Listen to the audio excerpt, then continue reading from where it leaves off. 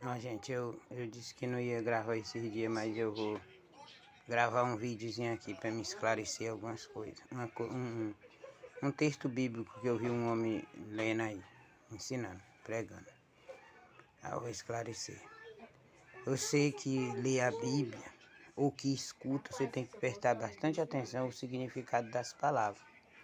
E porque aquela história, aquele texto bíblico insiste. Principalmente aquele texto que fala assim, você não se vinga. A palavra não se vingar. Você tem que entender o significado das palavras não se vingar. Ó, você tem que entender o significado da palavra não se vinga e da palavra defesa.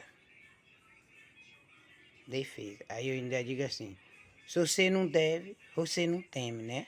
Se você nunca fez mal a ninguém, por que você vai ter medo de eu lhe devolver o mal que você faz para mim? Se você nunca fez. Tem motivo de você ter medo? Isso é vingança? Não é vingança, é defesa. Se você fazer um mal para mim e eu dizer que o mal volte para você em nome de Jesus, eu não estou me vingando, eu estou me defendendo. Estou me defendendo. Eu não vou, você mandou mal para mim, eu sou obrigado de aceitar o mal. Não. Então isso aí não é vingança, é defesa. Eu estou me defendendo. Vingança é quando a gente faz fazer o mal pro outro, mas quando a gente tá só devolvendo o mal que a pessoa fez. Agora, se você é bom e não fez, você não tem para que ter medo. Para que você vai ter medo de o que eu dizer? Eu devolvo. Se você vai ter medo de quê? Se você nunca me fez mal, nunca fez nada de ruim para mim, nem para ninguém, por que você vai ter medo? Isso é vingança? Não é vingança. Então você tem medo é porque você fez. Aí ele leu lá o texto de negócio, falou sobre vingança, aí ele foi referir à história de José. A história de José não tem nada a ver com aquela palavra vingança. E tem assim, na história mesmo você descobre que José nasceu na casa do pai dele, aí o pai dele tratava ele bem, aí os irmãos dele começaram a invejar, tinha inveja dele por tudo. Aí um dia eles convidaram José para o mato para caçar, quando ele era para matar José lá no mato. Chegaram no mato, tentaram matar José. Aí um dos irmãos não concordou, disse, não, não matamos ele não, vamos jogar ele nesse buraco, nessa cisterna, jogaram ele dentro de um buraco.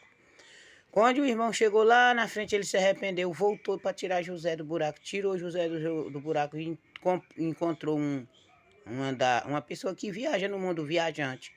Aí ele foi e vendeu José, o irmão dele. Ele tirou do buraco lá de onde eles jogaram e vendeu. Eles não mataram por causa que um não concordou. Um dos irmãos, não, não mata não. Aí você tem que entender cada história que está dentro da Bíblia para você não se, prender a uma história. Não se privar a uma história, Você fica preso numa história sem saber o que aquela história está significando e nem dizendo.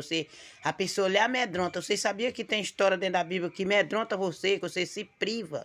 Você se priva uma coisa, pensando que aquilo ali é só aquela verdade, é só aquela história, aí você fica privado, com medo de agir ou de fazer qualquer coisa, aí você morre.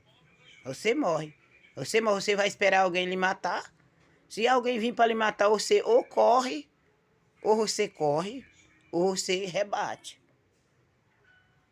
Ou você se apega com o nome de Deus, usa o nome de Deus e corre. Usa. Para isso que as histórias existem. Para você aprender com as histórias, para você aprender a fugir do mal. Fugir. É onde entra a história. Foge da aparência do mal. Quando você vê um malvado lhe atacando, lhe agredindo, você não vai entrar por rumo dele, senão você pode morrer ou matar ele. Aí você vai se sujar. Para isso que a história existe, as histórias bíblicas. Aí a história do Daniel, ele diz assim, a história do Daniel, o Daniel não se vingou, o José, a história de José, ele não se vingou, mas ele fez disciplina, disciplinou. Ele disciplinou, ele não se vingou, mas disciplinou o irmão. O que ele fez com o irmão para disciplinar o irmão? Botou um objeto dentro do saco lá da comida, das compras que eles vieram fazer, acusou injustamente, só para fazer medo. Ele não acusou para matar, para judiar dos irmãos dele, não, porque ele sabia que eram os irmãos dele. Era só fazendo um surto, para eles lembrar, para ver se eles lembraram do que fizeram com ele, se eles conheciam ele, que eles venderam. Ele conheceu eles, e eles, os irmãos, não conheceram o irmão. Há tanto tempo que tinham saído de perto deles que eles não conheceram. Ele já era um homem. Quando ele vendeu ele era um menino. E quando ele viram ele já era um homem feito. Eles não conheciam mais nem a aparência do irmão deles. Aí, mas o menino conhecia, porque o menino tinha uma boa lembrança e era inspirado por Deus e lembrava do rosto de cada um. Aí conheceu. Quando a gente é inspirado por Deus, a gente não esquece de nada que acontece na nossa vida, nem da infância da gente a gente lembra. Por isso que é bom a gente conhecer a palavra de Deus.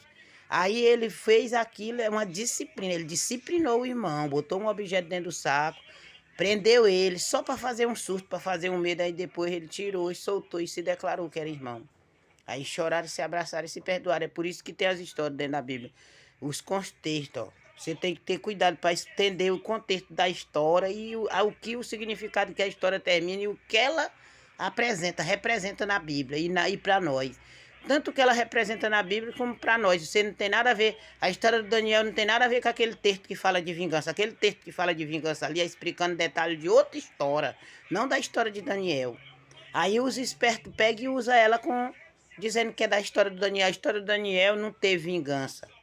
Teve disciplina. O Daniel disciplinou os irmãos, fez um susto. Entenderam? Agora, tem vários lugares dentro da Bíblia que fala de vingança.